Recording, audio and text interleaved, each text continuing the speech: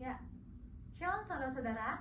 Ya, pada hari ini kita akan sama-sama mendengar kebenaran firman Tuhan yang saya beri tema Allah menyediakan, yang diambil dari Kejadian 22 ayat 1 sampai 14. Ya, di mana Abraham pada saat itu ya, Tuhan meminta anaknya untuk dipersembahkan untuk menjadi korban sembelihan.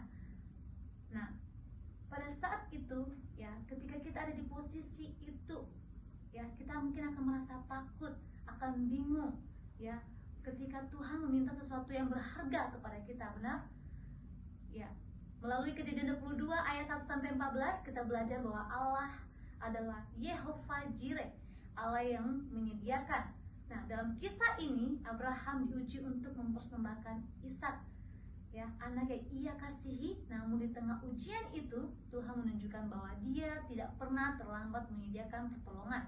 Ya, poin pertama, Allah menguji iman Abraham. Ya, dapat kita lihat ketika Tuhan meminta anaknya untuk dipersembahkan.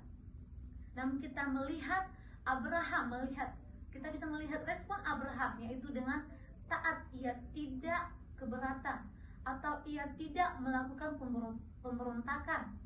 Ia langsung melaksanakan dan langsung melakukannya. Ya, iman yang kuat tidak lahir dari hidup yang mudah, tetapi melalui proses bersama dengan Tuhan.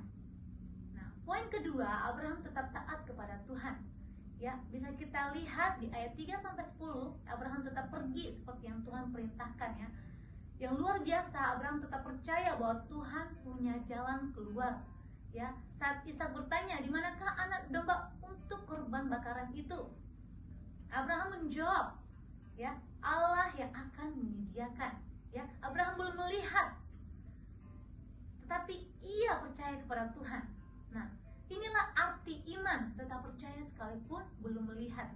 Ya, kadang kita ingin Tuhan menunjukkan semuanya terlebih dahulu, tapi Tuhan ingin kita belajar percaya kepadanya.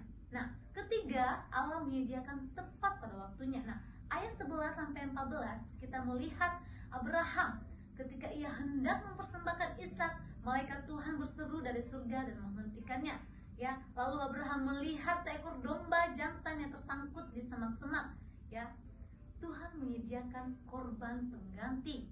Tuhan tidak pernah terlambat. Ya, pertolongannya datang tepat pada waktunya. Karena itu Abraham menamai tempat itu, ya, yaitu Tuhan menyediakan. Hari ini mungkin kita sedang menghadapi pergumulan, ya, tetapi ingat, Tuhan menyediakan, Tuhan memberikan kekuatan, ya. Kedua, Tuhan menyediakan jalan keluar, ya. Dan yang ketiga, Tuhan menyediakan pertolongan, ya. Melalui kisah Abraham, ya, kita bisa belajar bahwa Allah mengizinkan ujian untuk membentuk iman kita. Ketaatan harus tetap dilakukan walaupun keadaan sulit. Allah selalu menyediakan tepat pada waktunya. Ya, mungkin hari ini kita sedang merasa takut atau khawatir, tetapi jangan menyerah.